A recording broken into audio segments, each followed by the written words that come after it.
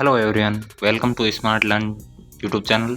आज के इस सेशन में हम बात करने वाले हैं सिद्धांत है ना चाइल्ड एंड डेवलपमेंट के, उससे एमसीक्यू पूछे जाते हैं। वो प्रीवियस ईयर के क्वेश्चन कैसे आ रखे हैं उनके बारे में बात करने वाले हैं। तो देखते हैं आगे कैसे कैसे क्वेश्चन आ रखे हैं। पहला क्वेश्चन देखना है, निचली कक्षाओं में शिक्षण की खेल पद्धति मूल रूप से आधारित है। ये सीटेट जनवरी 2011 में पूछा गया क्वेश्चन है। शारीरिक शिक्षा के कार्यक्रम सिद्धांतों पर, शिक्षण पद्धतियों के सिद्धांतों पर, विकास व वृद्धि के मनोवैज्ञानिक सिद्धांतों पर, शिक्षण के समाजशास्त्री सिद्धांतों पर। तो निचली कक्षाओं में खेल पद्धति मूल रूप से वृद्धि और विकास के मनोवैज्ञानिक सिद्धांतों पर आधारित होती हैं कि वो मनोवैज्ञानिक सिद्धांतों के अनुसार शिक्षण करवाया जाएगा तो उन बच्चों को डेवलपमेंट अच्छे से होगा। तो इसका राइट आंसर हो जाएगा 3 नंबर ऑप्शन। आगे देखते हैं, निम्न में से कौन सा बच्चे की सामाजिक मनोवैज्ञानिक आवश्यकताओं के साथ संबंध नहीं है। 2011 में क्यों पूछा गया क्वेश्चन है। ऑप्शन नंबर 1 दे रखा है, सामाजिक अनुमोदन अथवा सराहन की आवश्यकता, संवेगात्मक सुरक्षा की आवश्यकता, शरीर से अपशिष्ट पदार्थ का नियमित रूप से बाहर निकलना, संगति की आवश्यकता।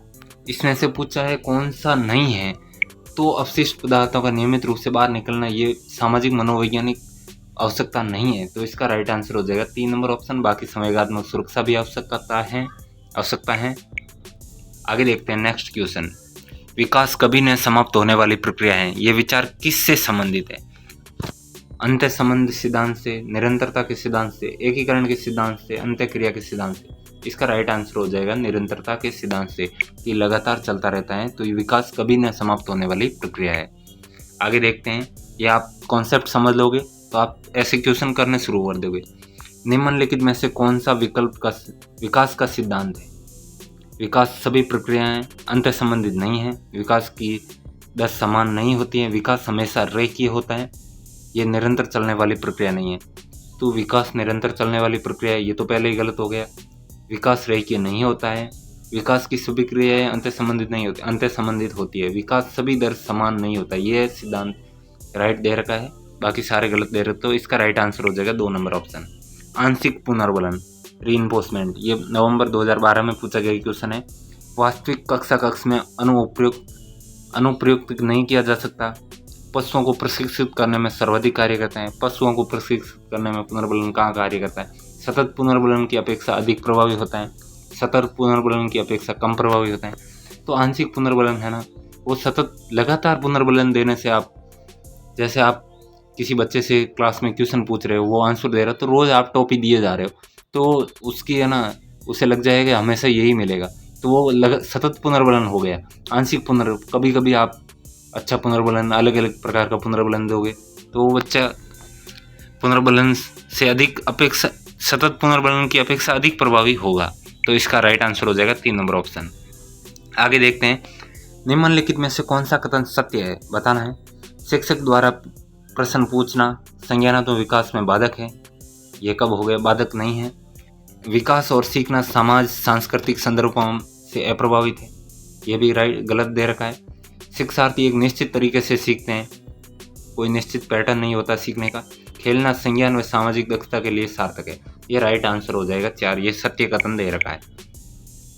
पूर्व विद्यालय में पहली बार आया बालक मुक्त रूप से चिल्लाता है। 2 वर्ष पश्चात वही बच्चा जब प्रारंभिक विद्यालय में पहली बार जाता है तो अपना तनाव चिल्लाकर व्यक्त नहीं करता, अपितु उसके कंधे व गर्दन की पेशियां तन जाती है। उसके इस व्यवहारिक परिवर्तन का क्या सैद्धांतिक आधार हो सकता है।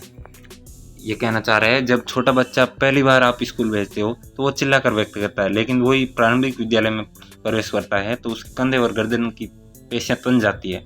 ये सैद्धांतिक आधार क्या है इस व्यवहार के पर। विकास क्रमिक प्रकार से होता है, विकास निरंतरीय होता है, अलग अलग लोगों में विकास भिन्न भिन्न रूप से होता है, विभेद या एकीकरण विकास के लक्षण है। तो इसका राइट आंसर हो जाएगा विभेद या एकीकरण विकास के लक्षण है। आगे देखते हैं, निम्नलिखित में से कौन सा बाल विकास का एक सिद्धांत नहीं है।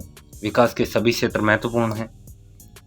सभी विकास परिपक्वन तथा अनुभव की अंत्यक्रिया का परिणाम होते हैं। सभी विकास तथा अधिगम एक समान गति से आगे बढ़ते हैं। विकास एक समान गति नहीं होती, अलग अलग गति होती हैं। विकास एक क्रम का पालन करते हैं, विकास क्रम का पालन करते हैं। विकास के सभी क्षेत्र भी महत्वपूर्ण हैं। लेकिन ये ऑप्शन गलत है, तो इसका नहीं पूछा हुआ है, तो ये 3 नंबर ऑप्शन राइट हो जाएगा। आगे देखते हैं, विकास सिर पदाभिमुख सिद्धांत व्याख्या करता है कि विकास इस प्रकार आगे बढ़ता है: भिन्न से एकीकृत कार्यों की ओर, सिर से पैर की ओर, ग्रामीण से शहरी की ओर, सामान्य से विशिष्ट की ओर। तो इसका ऑप्शन नंबर 2 सही हो जाएगा कि सिर से पदाभिमुख पूछ रहा है, तो सिर से पैर की ओर आगे बढ़ता है।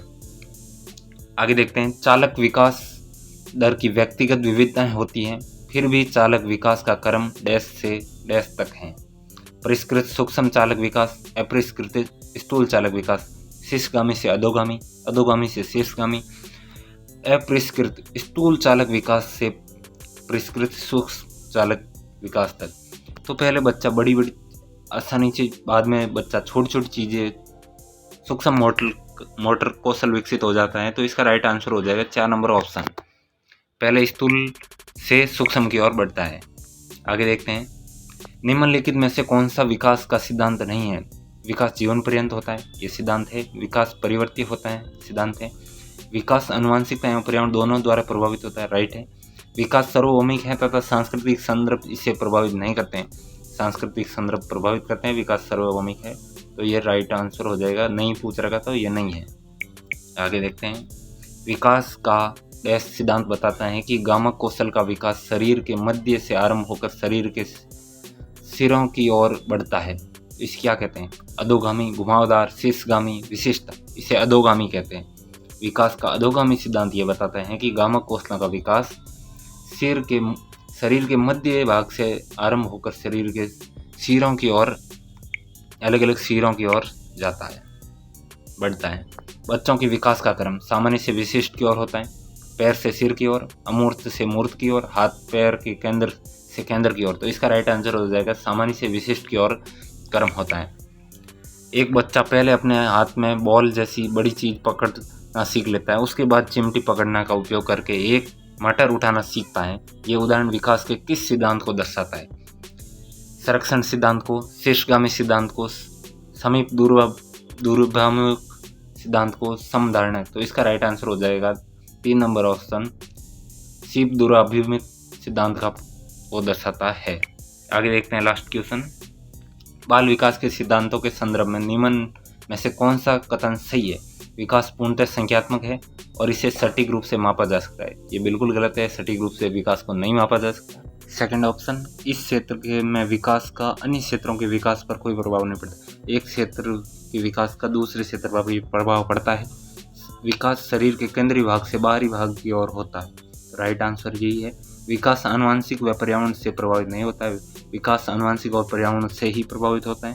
विकास पहले केंद्र से बाहर की ओर जाता है। ये विकास का सिद्धांत है, सही कथन है।